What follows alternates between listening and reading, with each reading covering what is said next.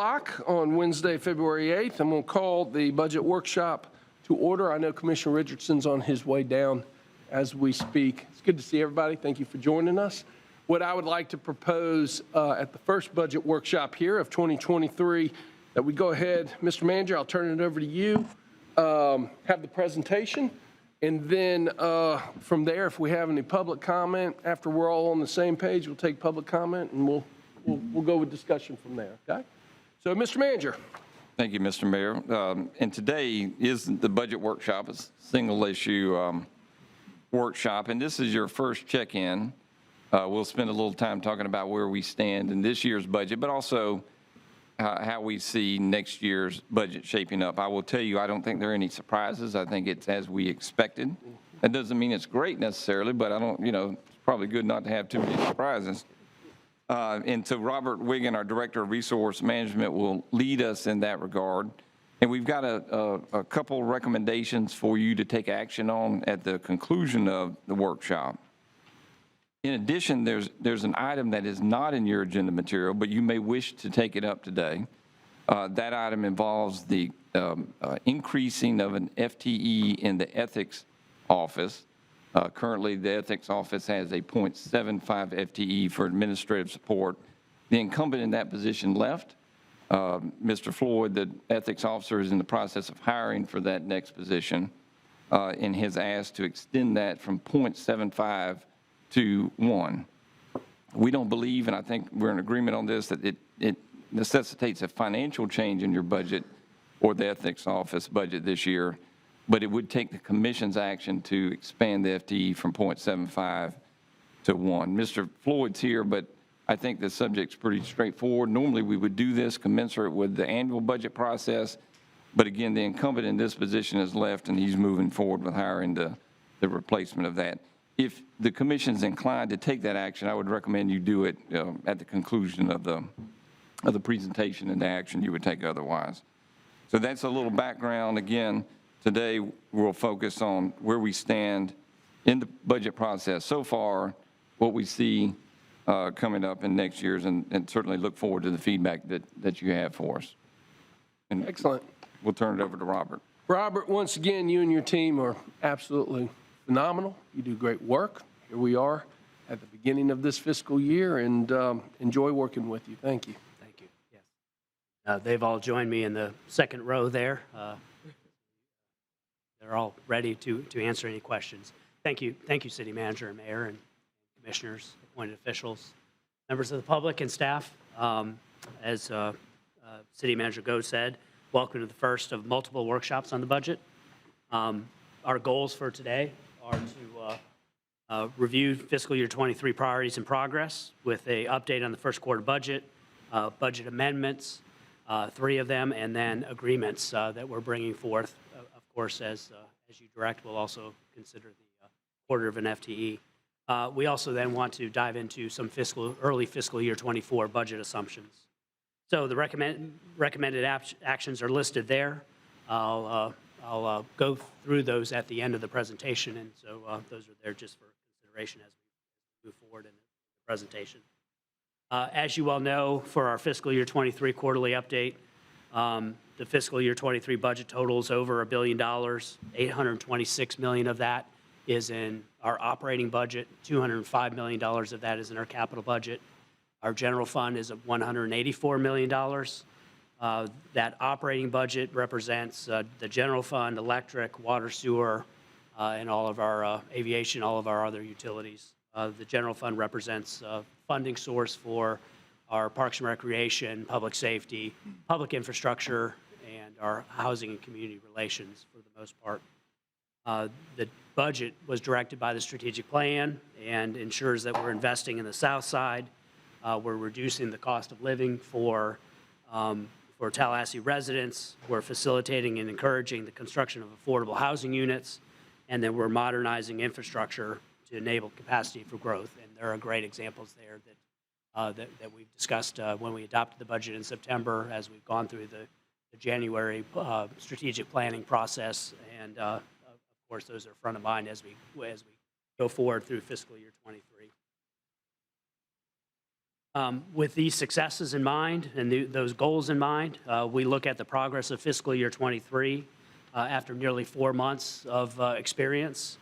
The fiscal year '23 operating budget, the results for 14 funds show that all are within budget expectations. The graphic that you see to the right there encompasses some of the more important funds that we focus on, but there's assumptions for each of those funds where we address key drivers and understand how those are performing. We consider any actions that are appropriate to take depending upon those key drivers. And then also for reference, we include the total of the budget and then a description of what each operating fund accomplishes.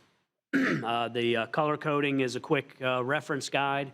If we had concerns about the fund and had to take some immediate action, we might show it in red, deficit position and or some dramatic change in the environment. We would reflect that. Yellow would require some monitoring, and we have done that at times where the economic environment or the service delivery methods have changed, and so we've had to take that into account. Most recently, as we look at overtime and police, that was one example in the general fund of where we wanted to make sure we were paying close attention to that. And then the 14 operating funds this year are all in green, which indicates that they're within budget. We do have some amendments, and that's one of the strengths of this quarterly update that we bring to you is that we can address small issues so they don't have to wait. Puts us in a position to be able to respond quickly to changing occurrences. And so as we evaluate the budget, there are 3 amendments that we're recommending. In the underground utilities and public infrastructure department, we're looking at force main improvements for Capitol Circle Southeast. There's also some street resurfacing and pavement management actions that can be taken. Rather than reducing how many lane miles, we're recommending an increase, supplemental appropriation to do an analysis of the conditions of the work that we're doing. In the solid waste fund, we've got an opportunity for vehicle replacements. Supply chain issues have made it difficult to acquire vehicles. This puts us in a position to do a supplemental appropriation to early order some vehicles, have them in place so that we don't put ourselves in a service delivery issue at a later time. Since we last met in September, we published our fiscal year '23 budget online. It's the 5th year that it's been online. It's the 36th year for GFOA recognition. I've only been here 20 of those years, so I can't take credit for the longstanding recognition. We believe the budget's user-friendly. It's searchable online. It's easily comparable to bring up different sections and to look at them together. And then most importantly, we appreciate that it connects any questions that are out in the public immediately to us so that they can either be specific about a section or general about something that they need to find. Representing the hard work that you see of those individuals on my left, we set a goal to increase our outstanding ratings by 25%. And we've actually really hit a home run with that. We've, in fiscal year 20, 21, and 22, we've moved from 32% of the sections being outstanding to 63.4%. And I've got to say, it makes us nervous every year when we submit to the GFOA evaluators because they're experienced in this. They know what they're looking at when they see this, and so we're always holding our breath that somebody has a different opinion or idea of how things should be presented. But I think we have a great feedback loop there on our budget presentation. I mentioned the 3 amendments. There's also some budget approvals that we'll bring forward at the end of the meeting. The fire department has a mock alert system upgrade and want to enter into a lease purchase agreement with Motorola, and that allows them not to get to the end of life for that system, but enter into the lease and then start making payments next year for that system. We are also updating you on our disaster recovery and mitigation grant funding process. We've got a public assistance subgrant agreement that we can enter into for Hurricane Ian and be reimbursed for some of the costs. We were fortunate in avoiding much of the experience and damage that other communities saw, but as we stood up preparedness and readiness, we did incur some cost, and that hurricane was eligible across the state for reimbursement. And so no amount is too small for us to follow up on and make sure we are able to balance our funds. What you're seeing bulleted below that are some of the previous sub-grant agreements that we've submitted and the progress. COVID, Hermine, Irma, Hurricane Michael, we're still working through. We're nearly 73 to 88% reimbursed in most of those storms. There does require a large amount of documentation down to the exact penny and dollars, and we're going through those processes regularly. And so that's a overview of where we are with this, with that recovery. And then I'll mention that we do secure funding through FEMA for the Hazard Mitigation Grant Program, and that's included in our budget for fiscal year 23. With fiscal year 23 status as perspective, we begin to develop the fiscal year 24 budget with a look ahead. We use the strategic plan priorities and impacts directed as recently as January 18th. We're aware of the economic environment and the metrics that show that national, state, and local economies continue to improve from the impacts of COVID. There is, again, acknowledgement of lost revenues, and we'll discuss that as we talk about the fiscal year 24 general fund and gas and sales tax funds. National and state unemployment, very positive news, falling to 3.7 to 2.6%. I think we're nearly, as I look at some of the numbers, we're nearly back to pre-pandemic full employment within a percentage point of that full employment of pre-pandemic levels. That's a really positive sign. And it's shown in that the city plans to add 25 jobs annually in our strategic plan, and locally we've seen 9,800 jobs created in the last cycle. We look at inflation. The latest projections show that the CPI is expected to reach 3%. Again, continuing a downward trend from what we have seen in the last year and a half, 2 years.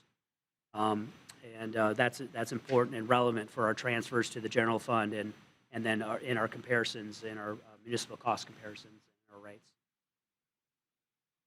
So in addition to assessing the economic environment, annually we also survey and check on how we compare in our services delivered qualitatively and quantitatively. We look at an annual average cost to residences. The graph that you're seeing here shows the various fees and rates and property taxes that individuals pay, that residences pay, and it's shown across multiple comparable municipalities.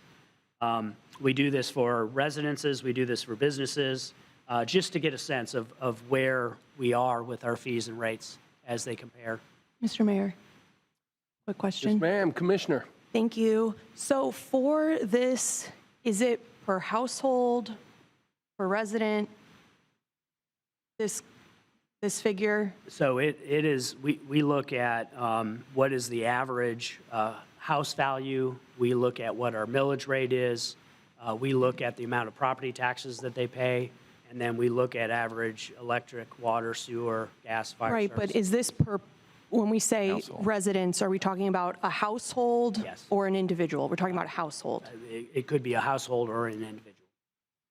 Okay. Individual. It's by It's just the average residential of property. Okay. Yeah. Okay. Thank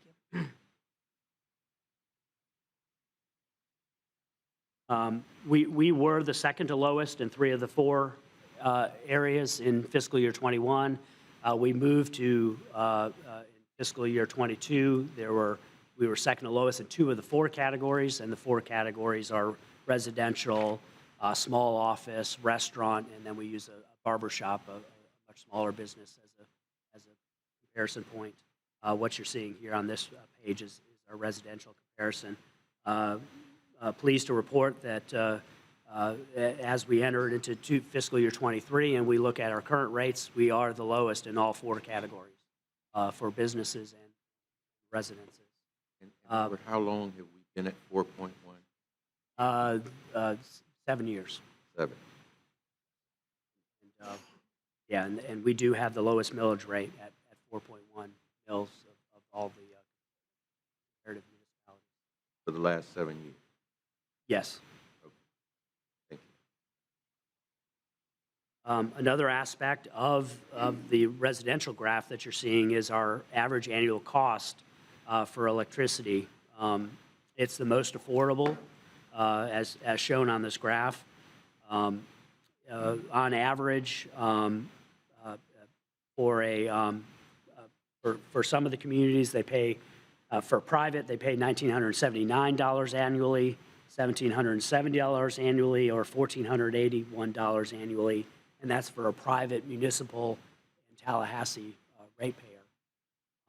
As you go down the list of the cities, Duke Energy provides Clearwater and Largo. Pensacola is provided by Gulf Energy. Hollywood, West Palm, Fort Lauderdale, Daytona Beach, and Pompano Beach are all provided by FB&L. As we look at the environment and we see news reports and our news articles, we're seeing increased rates in some of these private entities also, and so we expect that even in the next 3 months that we'll see rising costs in these other communities, whereas our hedging program is holding the line.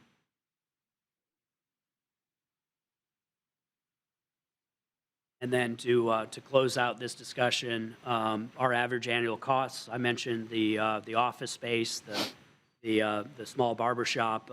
In this case, we're showing where we are relative to similar restaurants. We used a 1,400 square foot restaurant with 15 employees and 25 seats as a business model, and then did a survey of cost across the environment. And Tallahassee is the lowest cost for that small business. Positive news. Guided by efficient and cost-conscious services, we begin to establish some of our fiscal year '24 budget assumptions. The process that we start with as we develop the budget is guided by existing and estimated revenue sources. The millage rate, as discussed, has remained at 4.1 for 7 consecutive years. Commissioner Richardson was reading Didn't know ahead. that was coming, Robert. No worries, and it's the lowest among the top 20 most populated cities in Florida. As we looked at the municipal cost comparison, we noticed that 4 of the comparable cities had increased their millage this last year. And again, that's critical as we look at the general fund revenues. So those will be refined in the coming months. We've met with the property appraiser. Again, we've shared information with them. They've responded to that. They expect to have some early feedback to us in April, but formally, the June and July is when they do estimated valuations and final valuations. And so that'll give us the best idea of what our property taxes will be from property growth and Mayor Pro property Tem. value. So Robert, will Amazon be a part of that by that time? I don't believe it will. My understanding is they're still going through the process of standing up the facility, and the key moment is January when they're recognized for the tax roll that are then assessed by June or July. And the indications is that it wouldn't be part of this current fiscal year. Mr. Mayor, may I add to Mr. that? Andrew, and then Commissioner Porter. And Mayor Pro Tem, that's a good question. We're all tracking that. Of course, Amazon's not in the city, so there's no property tax for the city. But it would, by all accounts, result in millions of dollars of property tax once it comes online. And Robert and his team have, gathered information because it's good to know where things are headed. Those that stand to gain the most would be Leon County and Leon County School Board, all part of the community, of course. We want them to make sure they get their fair share and everybody's paying their fair share. estimation of how much that property is worth probably is anybody's best guess, but we'll leave that to the experts, but it will be significant. There's also a tax, tangible personal property that will be applied, and as we all know, that's going to be a robotic facility, lots of employees, but it's going to have a lot of technology in it. That will be taxable as well. And so it looks like that won't be on this year's tax roll, but it would wait until next year. It wouldn't apply to the city, but when it does, it'll apply to the county and the school board. Thank you. Commissioner Porter. Thank you. That answers my question. Commissioner Richardson. Thank you, Mayor. Robert, could you talk about how significant our tax rate is and where it's been for the last 7 years in light of the fact that almost half of our property here in Leon County, City of Tallahassee, is non-taxable? Yeah, when we survey, we look at the 11 or 12 communities. We see that nearly 47% of our properties are not on the tax roll. Those are state offices, schools, churches. Other communities are in the 60 to 70% on the tax roll. So what's really important to us is growth in the new construction, in new value. There's a 3% cap on residential properties, so that and or CPI, and so that caps the growth of any property taxes from homeowners. And then there's also a cap as commercial properties are brought online, and so the first valuation is very important. If it's undervalued, then that 10%, we bump up against that 10% cap. And so our growth annually has been between 3.7%.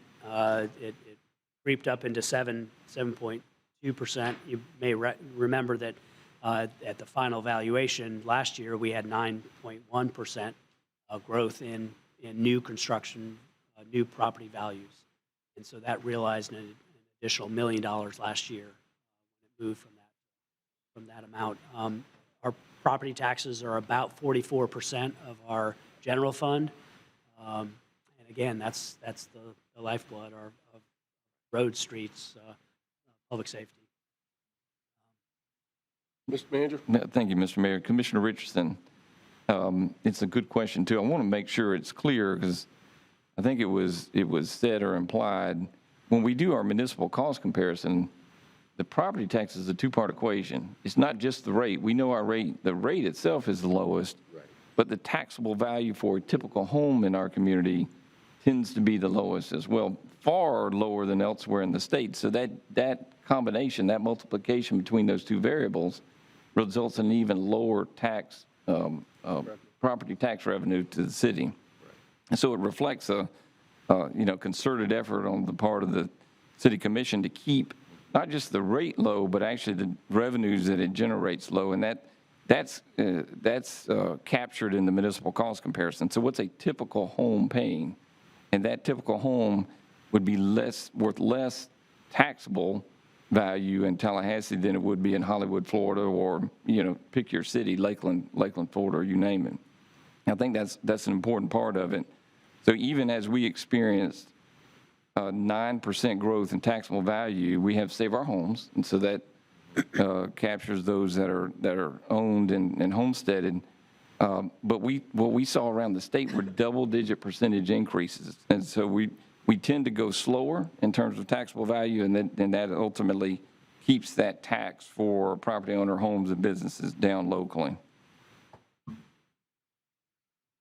Commissioner Richardson. Yeah, thank you, Mr. Mayor. And I just wanted to make sure, as we go forward, that we keep those things in mind and that the community hears that. Because it's not an equal comparison when we look at other cities.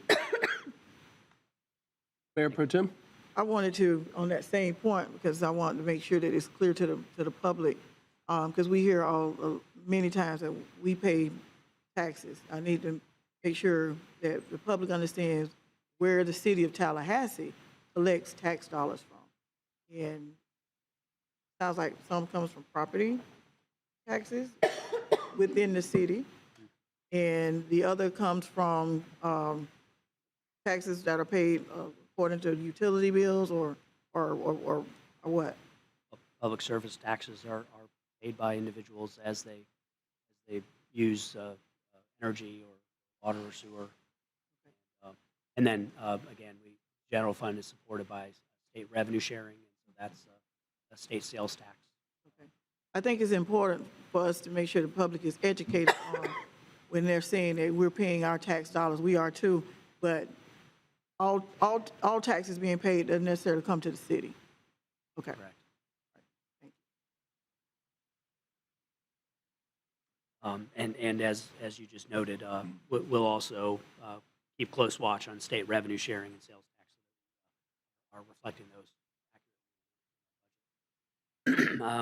From a revenue perspective, we go through a process of a 4 or 5 year rotation through our utilities to ensure that our rates are keeping up with the economic environment. And for 2024, currently we're going to go through an electric utility rate study. So that's kicking off next week, and we'll bring results back as we get feedback from the consultant for that study.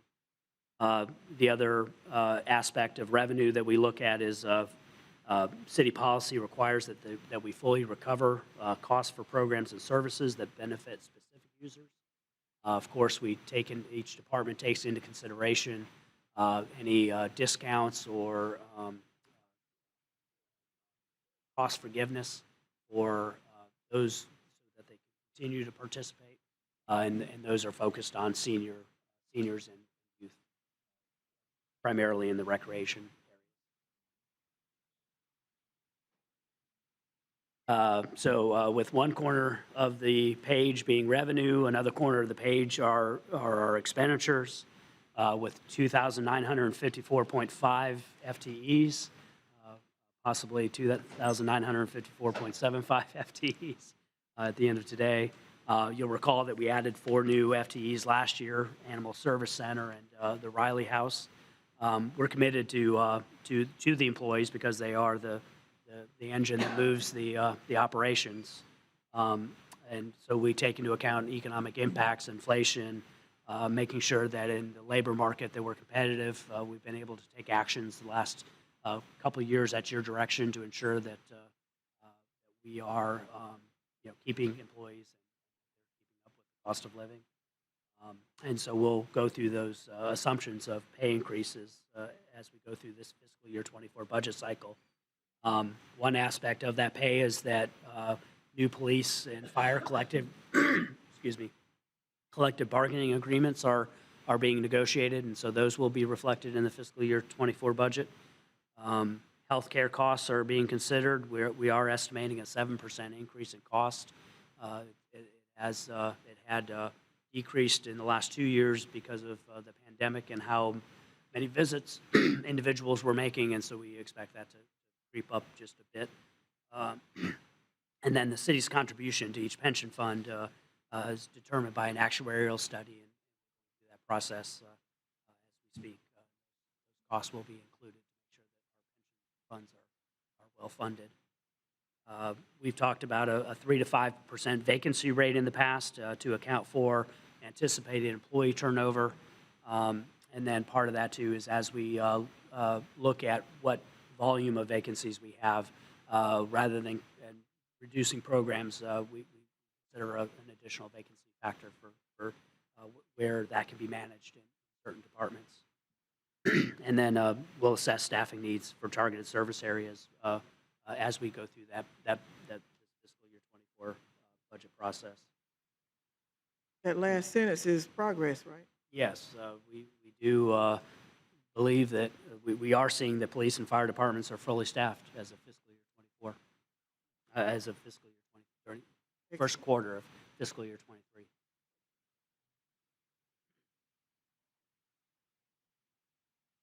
Another aspect of our expenditures, besides salary and benefits, is our operating and investment costs, expenses, investment in roads, sidewalks, utilities, technology, the public safety site selection.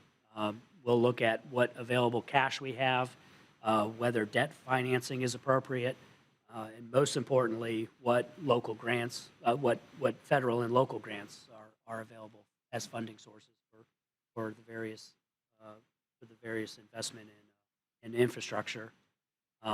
We will reflect blueprint and CRA projects, including that commitment we made 2 years ago to 10 new sidewalks a year in the 5-year CIP. We have accounted for capital funding from gas and sales tax for our roads and streets and infrastructure, and that includes some of the American Relief Plan dollars for lost revenues that we realized in that 3-year period. And I'll talk about ARPA and balancing our general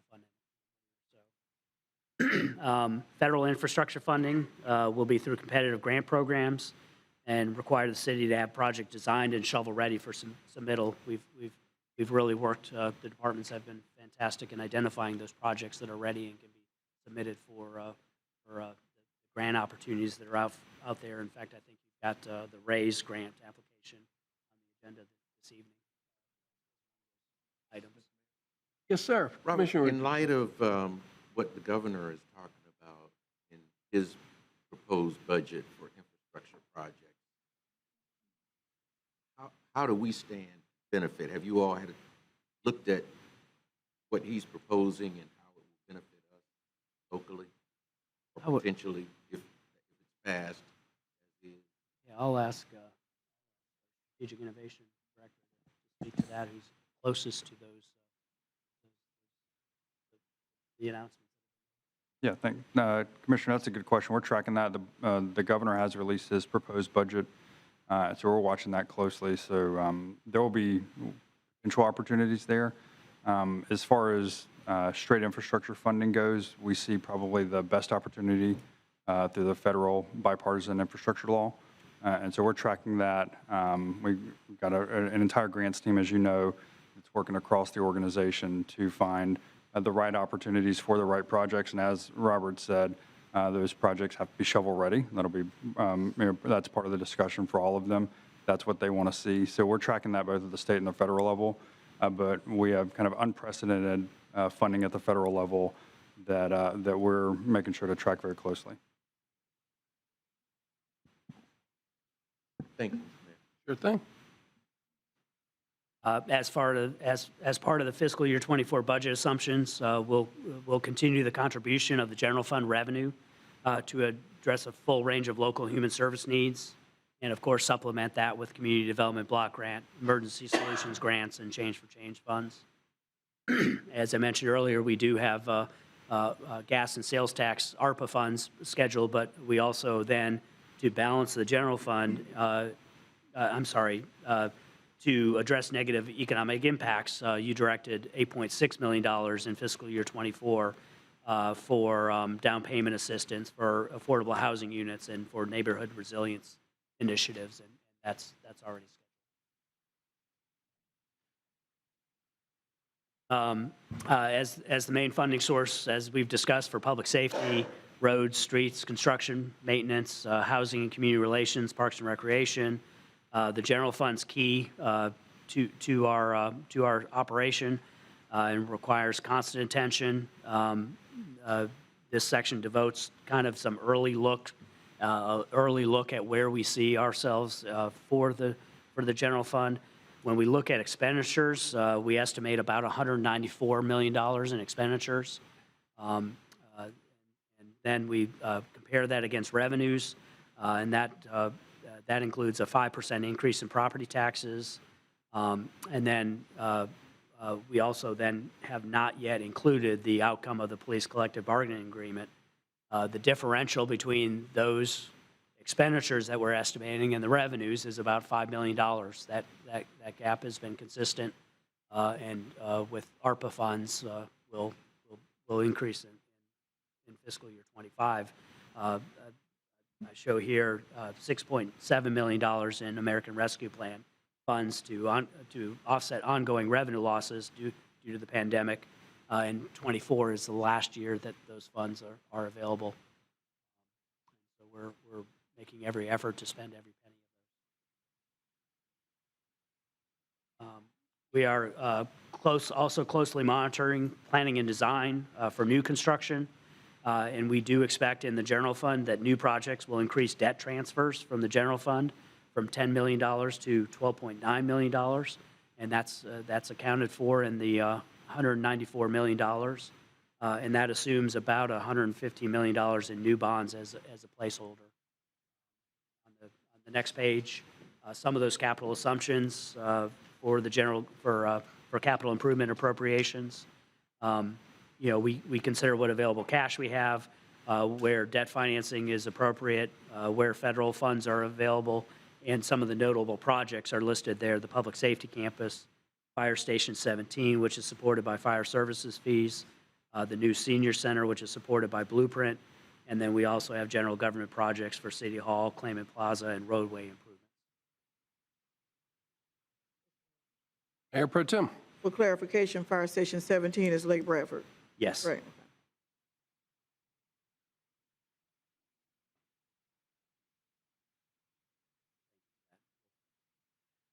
Get used to naming it that.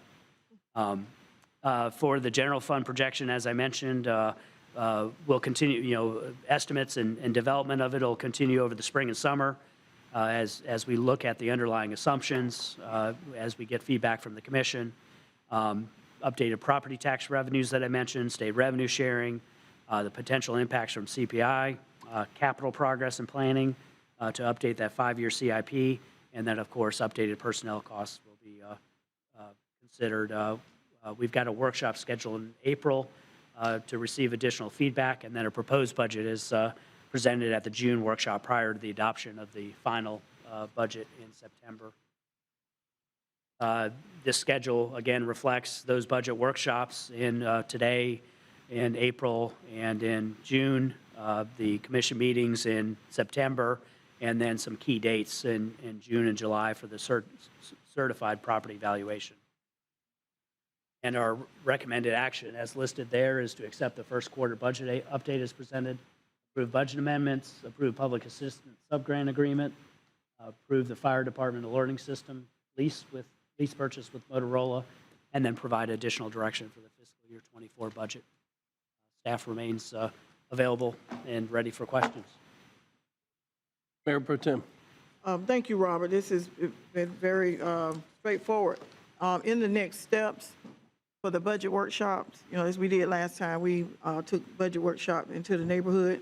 I want to recommend that we do that again this time, one to the south and one to the north, so that we're out there where folks can get to us and get their questions asked or to get a better understanding of the budget workshop. The other thing, too, is that I'm not sure if our general public is aware that our budget is available online, where they can actually go and see it anytime. If they can't sleep at night, they can go out there That'll put them to sleep. yeah, and check our budget. And I think that it's very good for the public to know that you can go online and see what's happening and ask whatever questions you need to ask. Just want to make sure that you see how your tax dollars are being spent. So thank you all for making that accessible and making it available for the general public, for those of us who are into that kind of thing. Thanks. Absolutely. Yes, sir. Commissioner Richardson. First of all, I want to commend you, Robert, and your staff for the work that you've done. Making sure that we do have a balanced budget that meets the needs of our community. I think what this shows is how physically fit our community is, especially when you compare it to similarly sized cities across the state of Florida. We've done a great job in that respect and can be proud of that.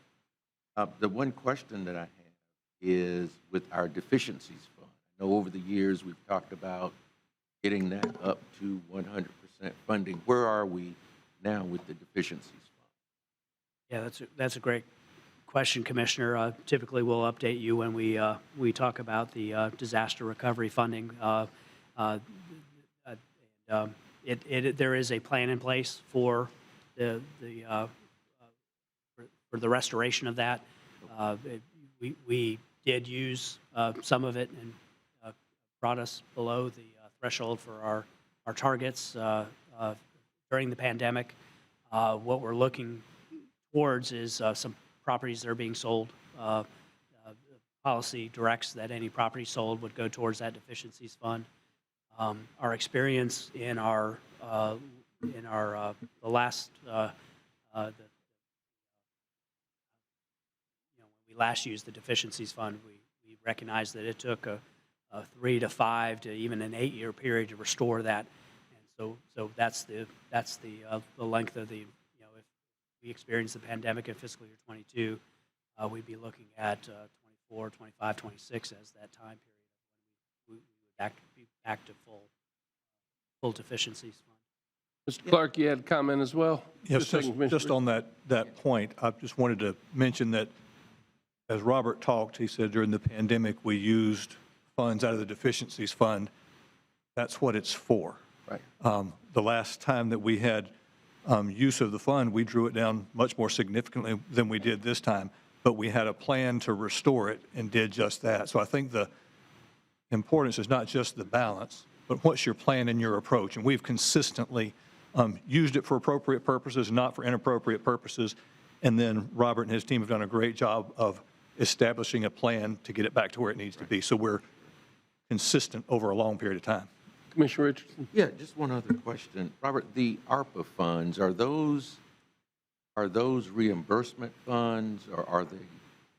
Yes, they are reimbursement funds. Okay, And so on a that's what quarterly I thought. basis, we submit backup documentation to show Right. that we've spent the funds in the general fund or in the capital projects to I then had draw a that money meeting down. with some folk today who I think they assume that those are supplemental funds and not reimbursement. So the funds were issued to us in a tranche, two different tranches. Right. But upon quarterly reporting, we have to validate how those were spent, and our grants office does a great job every quarter submitting those reports to show where we spent the money. All right. Going back real quick, question about contingency. Although we have a restoration plan in place, we are still in a good financial position. 4.5 months, we're heading back into hurricane season. So just want to reiterate, and I'm getting nods that, yes, the city is in a good financial place. Heaven forbid, going into hurricane season, we do get hit by a storm, correct? Absolutely correct, yes. Excellent. Staff is ready and resources are ready to respond, yes. Wonderful. Any other questions before we go to public comment? Mr. Clark, I understand that today is your birthday.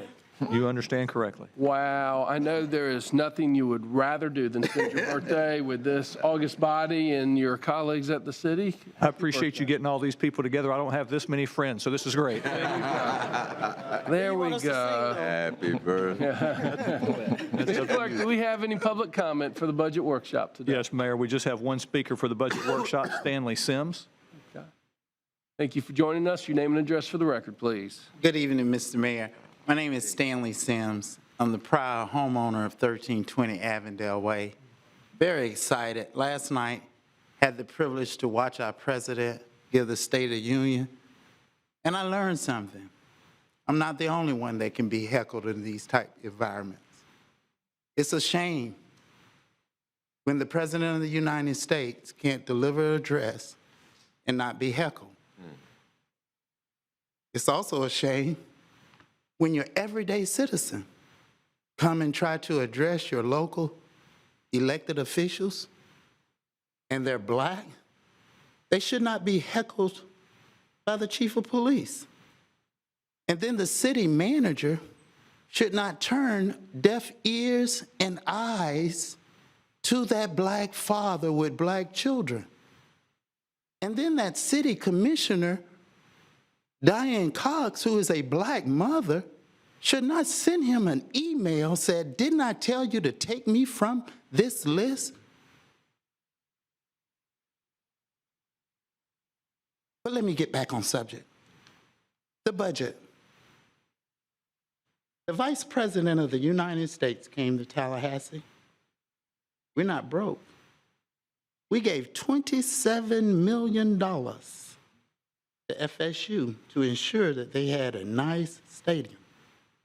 We gave $10 million to Florida A&M University, my alma mater, me and Miss Barbara's. $2 million to TCC. But because of the threat of this governor, all of our universities was on lockdown, despite our mayor and our mayor pro tem went to FSU and they say, we're going to make sure that we keep our doors open and we're going to be accessible to our community, and this is a widely. So now I just left a workshop how to secure a loan, low interest loan, because there ain't no economic development money for grants because we gave all the big grant money out. I'm going to sit down with my low credit score and pray something happens for a small black businessman like me, because I cannot access my government and I'm afraid of law enforcement. I'm afraid. Not afraid of you, but afraid of what you say about me to limit my access. You have just a few seconds remaining. The deputy city manager has known me a long time. I worked very hard for her. Defended her. People used to say, Stanley, that's the cleanup woman. I said, no, that's my friend. You're at 3 minutes. Now she won't even speak to me. Thank you, Mr. Sims. Thank you. Appreciate it. Have a good day. Our next speaker, Mr. Clerk. Mayor, I do not have a speaker form for anyone else, so unless there's someone who is here and has not filled out a form, that's all the speakers we have. All right, let's go back to commission discussion and direction. Mayor Pro Tem. Per the city manager's instruction in the beginning, I wanted to go back to the funding of the now part-time position to make it converted to full-time for the ethics office. And I guess if at this moment a motion is appropriate to do, that's what I move that we as a commission approve the increase from 0.75 to 1 for that FTE for the ethics office. All right, there is a motion on the table specifically addressing the FTE in the ethics office. It's been seconded by Commissioner Richardson. Any further discussion? Seeing none. All those in favor of the motion on the table signify by saying aye. Aye. All those opposed? Passes unanimously 5-0. Mr. Mayor, I would recommend that we accept the recommendation coming from the city manager and staff, the current fiscal year budget. All right. Second. Commissioner Richardson has moved staff recommendation as presented, seconded by the Mayor Pro Tem. Any further discussion? Commissioner Matlow. Thank you, Mr. Mayor. I had two questions on the ARPA funding, the $6.7 million that's being committed for 2024, and that will be the end of the ARPA availability. The portion that's directed towards support of local human service efforts. Okay. Yes. And would you be able to just provide a chart of everything we've committed and expended to date for the entirety of it? Sure. Okay. Great. And my second question, I was just curious, on the Motorola contract, why are we taking that up at the budget hearing and not as just an agenda item to review? When we talked to the departments about the issues that they're facing, this was one issue that came to our attention. The initial assessment was that it had budgetary impacts for fiscal year 23. As we explored further, came to the realization that that the actual first payment would occur in fiscal year 24. But it seemed like an appropriate vehicle to be able to get approval for the lease so that then we could plan for that in the fiscal for budget and fire. Okay, and how did we determine the vendor for that equipment? That I would have Max, are you aware, or maybe the fire chief? Question? Good afternoon. I'm Chris Pandolfi. I'm with the City Radio Shop. The current system is a mock alert. Mock alert, Motorola is the, mock alert is like the, works with Motorola on that system. So basically, this is an upgrade to the fire station alerting system. We have ran out of parts. We can't get supplies. And this also includes Fire Station 17 that comes online. Okay. Are there other companies that provide that type of equipment? Well, with Mock Alert, this is more of an upgrade, not a replacement. Okay. This is why I would prefer an agenda item, just so we can get these types of questions answered and really have an understanding of what we're approving. To me, it's kind of out of place to approve nearly $1 million contract in a budget workshop without an official agenda item. Thank you, Mr. Mayor. All right. All those in favor of the motion on the table signify by saying aye. Aye. All those opposed? Nay. And it passes 4-1 with Commissioner Matlow in dissent. Any other business to come before us today at the budget workshop? No, sir. Robert, you and, oh, sure, Commissioner Porter. Thank you. So I just have a Thank few questions and comments. So for the,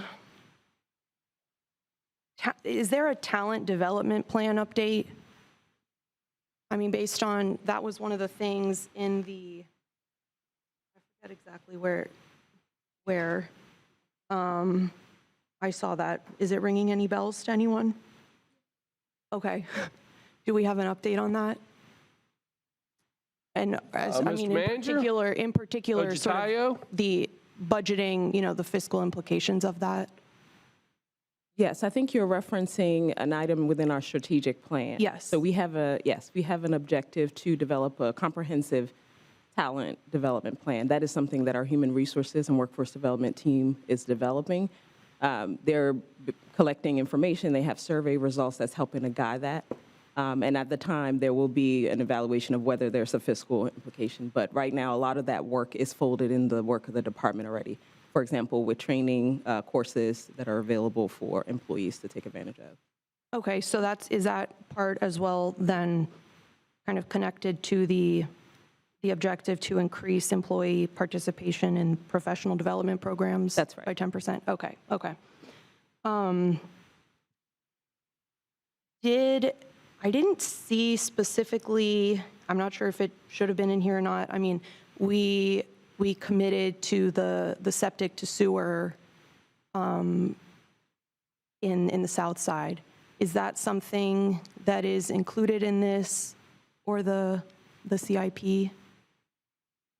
Yes, we've okay. requested, I don't know to the extent that it's included, but we've requested, and emails went out in January to each of the departments to talk about what their master plans include, what changes fifth year of the capital plan need to be reflected, and then any changes in the current environment of the capital plans. So that capital plan budgeting process is ongoing. Okay, so it's not in here, or I didn't see it in the city commission budget or the city commission agenda item that had the CIP as well. So we're working on it, Yes. but it's not yet defined. Correct. Okay. For the 75 million up to the 212 million through 2024 of the cost avoidance to utility customers, does that have a fiscal impact to our budget, or that's just what it sounds like, cost savings to residents? Well, the fiscal impact to our budget is in each of the power plants, we budget the amount of fuel Okay. that needs to be purchased to operate through the fiscal year. With that hedging program, Wholesale Energy then reports what actual purchases are made, and so then there's an adjustment. So fiscally, we are expending less. So it's a little bit of both. Yes. And Okay. then financially, those costs, because they're not incurred, aren't a pass-through to the ratepayers. Okay. And is there anywhere that we're budgeting for the bicentennial? I mean, I assume we're not building a park, like Atlanta or Nashville, but, I would also hope that we have, and that's a discussion, I was hoping to see that on the item for later today, but I think that's something we need to be thinking about. I can't imagine it won't be somewhat significant, $100,000 or, something, maybe not that much, I don't know, but. I do recall a year ago or year and a half ago that as part of budget discussion, we said we would put aside a project Okay. for the bicentennial planning. We've had a recent request from Tallahassee Historical Society, and we've been working with them to connect them to COCA for some of the work that they want to do for the bicentennial. But yes, recollection is it's around $100,000 for. Okay, That's correct. There's a project set up for $100,000 for planning for bicentennial. okay. Commissioner, I'll jump in as well. I met with Carrie Post to visit Tallahassee. It looks like in the community, our bicentennial is in March. The county's bicentennial is in December, so we're all celebrating together. Visit Tallahassee is going to take the lead amongst the organizations and serve as the focal point. I imagine Visit Tallahassee will come with specific requests through the TDC to the City of Tallahassee, and I know we're all eagerly anticipating what that will be and what the bicentennial will look like, but they're working really hard on it right now. Right, and Mayor, as you know, Commissioner Richardson. the Mayor Pro Tem and I serve on the TDC board, and committees are being formed as we speak to begin to put the plan together and develop what that celebration will look like and what the cost will be. And then, of course, we will do the financial planning and determine where the money needs to come from. So that's kind of where we are at this point. I mean, I think it's really neat how it's kind of come together with Visit Tallahassee leading the charge. Yeah. In the discussions that are going on. Mayor Pro Tem, you wanted to weigh in before I go back to Commissioner Porter? I was just going to say that in our meeting just last week, there's a list of all the organizations that are operating under the same umbrella to make this happen. So it's a community-wide celebration, and every group that I think has wanted to participate is being included in the participation. Yeah. And if there are others, they're welcome. It's not like that is a list. If there More are the others merrier. who want to participate, yeah. Yep. On point, Commissioner Matlow. If they want to build us a park, we'll take it. Commissioner Porter, you have the floor. Thank you. Is there any feedback that we've heard from department heads about, I know that we have essentially kept departmental budgets fixed for many years and encouraged, and correct me if I'm wrong, encouraged departments to kind of get creative with what we're spending. And I assume some of those cost savings or the ability to stay, at that level, whether it's better use of technology, being able to automate or do things on Zoom or whatever, more grant money. But is there, I don't know, are we hearing any feedback about whether that's something we need to anticipate increasing on a case-by-case basis? That's a great question. It is multifaceted. The general fund is the most constrained fund, and so we do make every effort to maintain the same level of operating expenditures, contract services, private provision of services, those sorts of things. The utilities do have CPI, consumer price index, built into their rates, and so those do take into account contract changes. And then, yes, we are ever communicating with the departments on what their needs are and how we can accommodate those needs.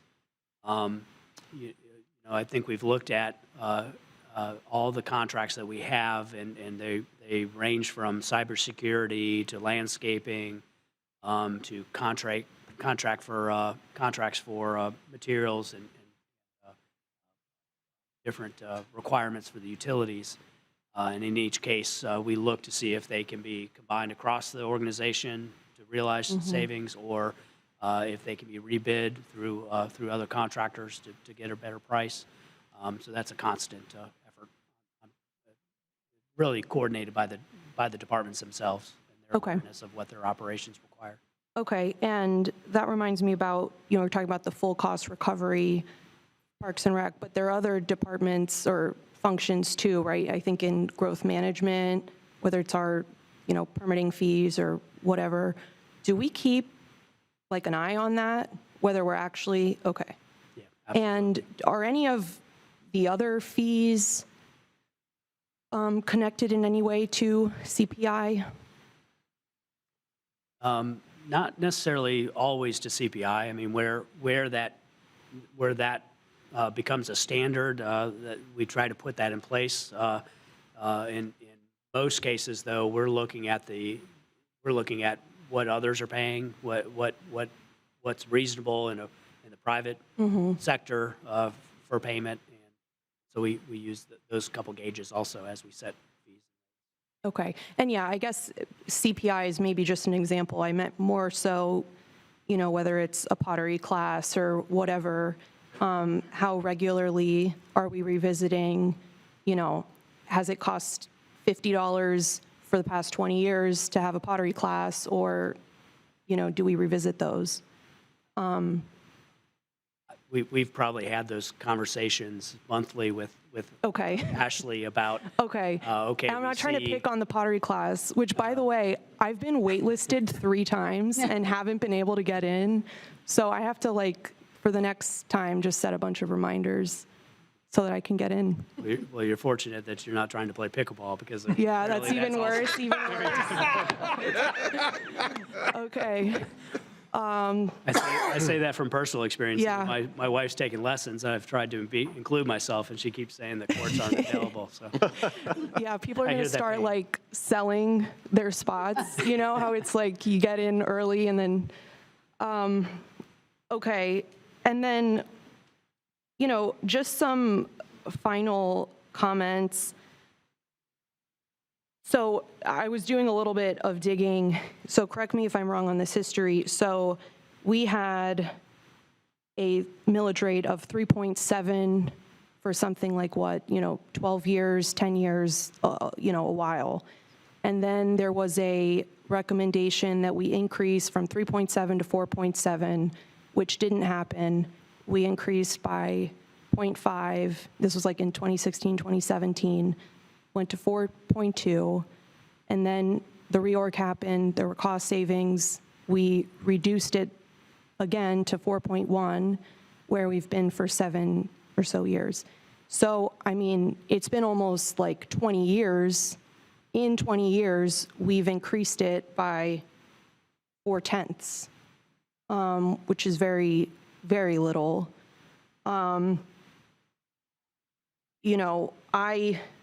I made a post on Facebook about, we're having a budget workshop. What do people want to see? And I don't think there's anything new that people want to see.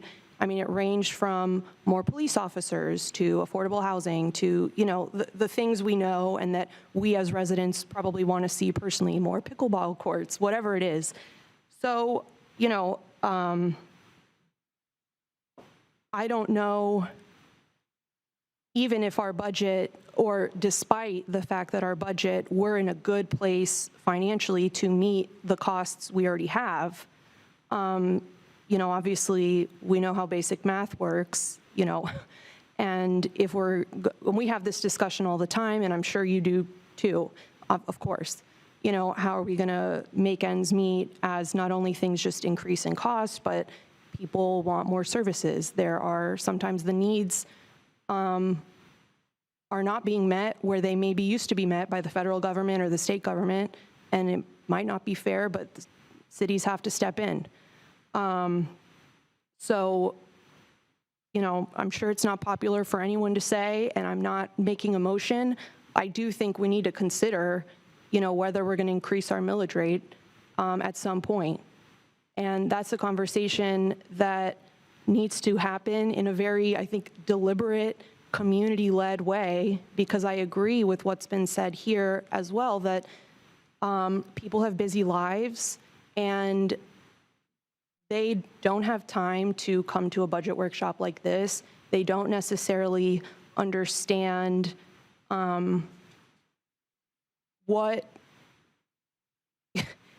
I mean, none of us want to pay more taxes, you know, but there needs to be that conversation about if you want more, we have to pay more. So I don't know what that looks like. And again, I'm not making a motion or even making a recommendation, but it sounds like the kind of conversation that we need to consider having sometime soon, if not, I'm not saying for this cycle, but sometime soon.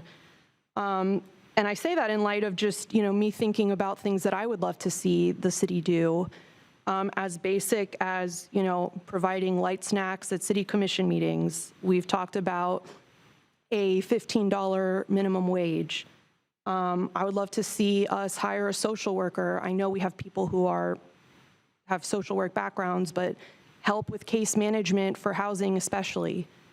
That's not to mention even just what we've talked about with affordable housing, and that can range from really big projects to really small projects that might not cost much at all, like certain ordinance changes.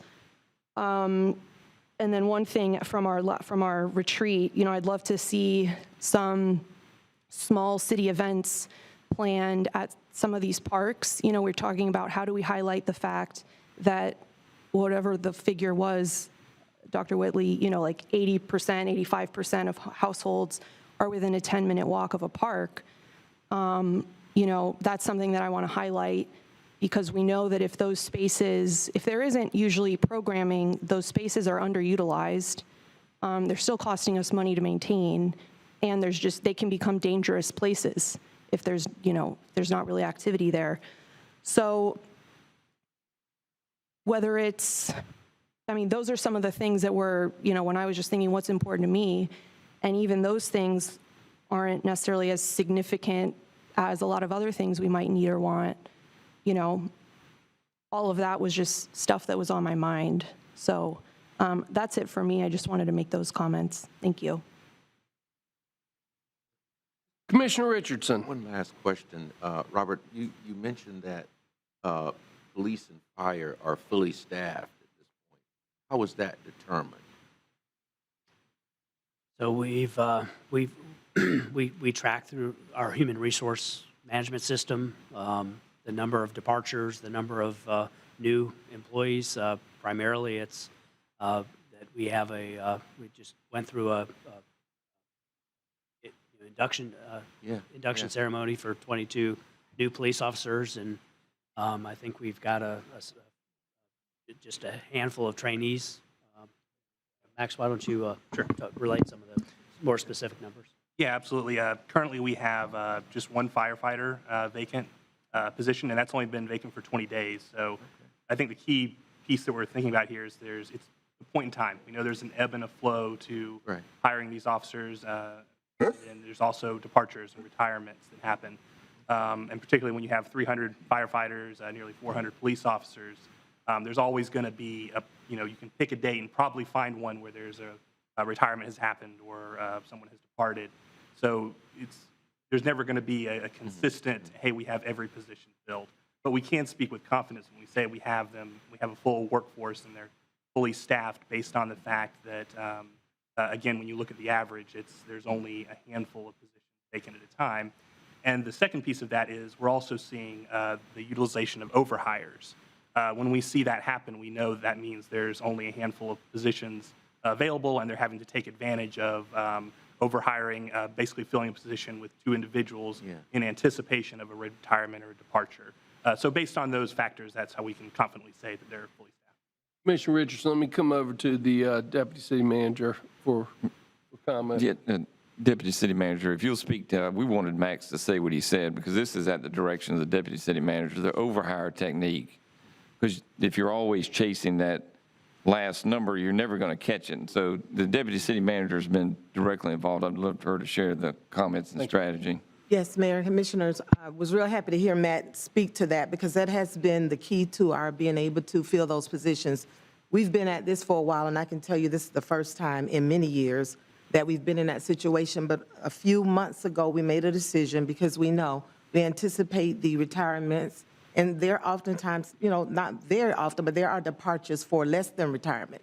So as long as the chief can manage it within the budget he has, which is what we expect all of our department directors to do, and overfill those positions. So when there is this vacancy, you already have a person in the pipeline for that. So we're very, very pleased that we were able to achieve that, utilizing that overhire strategy in police. And we've used it in other places before, but it is a way to make sure all of our positions are filled. And we have an academy. I think we have 7 or 8 in academy now, and then we anticipate a new academy in July. But at the same time, we still want to make sure we're utilizing that overhire strategy to make sure we maintain a full workforce for police. So with the growth that we're seeing in the city, we have enough fire and police officers to cover that growth? Now, I think our chiefs will probably tell you always they could use, and not just the chiefs of those departments, but any director can tell you that. But what I can tell you is that we monitor it very, very closely. We utilize every strategy we have internally. Not only do we utilize an overhire, we also, as you know, had some positions that were non-sworn positions that we could utilize in those cases that didn't require a sworn officer, so that we could maximize the use of those officers in places where it absolutely required a sworn officer. So we've utilized a lot of those kinds of strategies as well. So we'll continue to monitor that. Mr. Mayor, I want to add to that. And Cynthia stays on top of it, and we're always looking ahead. And there's a difference between fire and police in that fire, the positions are kind of station-centric. How many do you need to cover the shifts? And as we add Fire Station 17 on Lake Bradford Road, it will call for more resources. There's no doubt about that. So that would be part of the need for growth in the number of firefighters. As it relates to police, that's a demand thing. Patrol is a big portion of what you do. We've got in any given time 24 patrol officers out on the street. It's not hundreds as people might think. It's 24. And there's, I think it goes without saying, there's growing demand for that.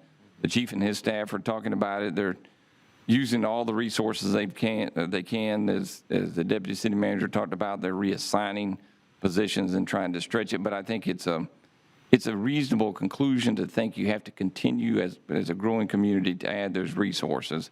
And we're talking about that now in our budget discussions. We do it very deliberately. We add them during the budget process or bring it up. And so, if you work for Cynthia, you're going to stretch everything as far as you can possibly stretch it. But I think it's reasonable to expect that as you move forward, you need to grow. Yeah.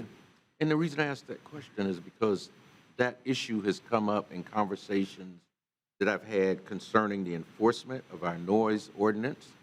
It has come up in conversations concerning community policing and people saying, I never see a police officer in my neighborhood. I'm sure that has to do something with the staffing in both instances. So I just want to make sure that we are keeping that in mind, and that as we grow as a community, we're going to have to look at increasing staffing for both fire and police. Thank you, Mr. Mayor. Excellent. Any further comment? All right, this brings us to the end of the budget workshop. Robert, again, you and your team do an absolutely amazing job. I mean, when you think overall, it's a $1.2 billion budget for the city of Tallahassee, and yeah, kudos. Y'all do great. Certainly do appreciate it, and I know it's not an easy job at all. So we will be back at 3 o'clock for the regularly scheduled city commission meeting. We'll stand adjourned.